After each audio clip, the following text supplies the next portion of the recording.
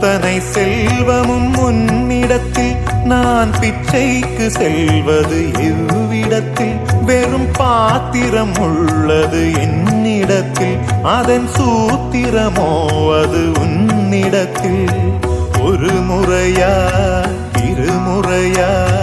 பல முறை பல பிறப்பெடுக்க வைத்தாய் புதுவினையா பழவினையா கணம் கணம் தினம் என்னை துடிக்க வைத்தாய் பொருளுக்கு அலைந்திடும் பொருளற்ற வாழ்க்கையும் துரத்துதே உன் அருள் அருள் அருள் என்று அலைகின்ற மனம் இன்று பிதற்றுதே அருள் விழியால் நோக்குவாய்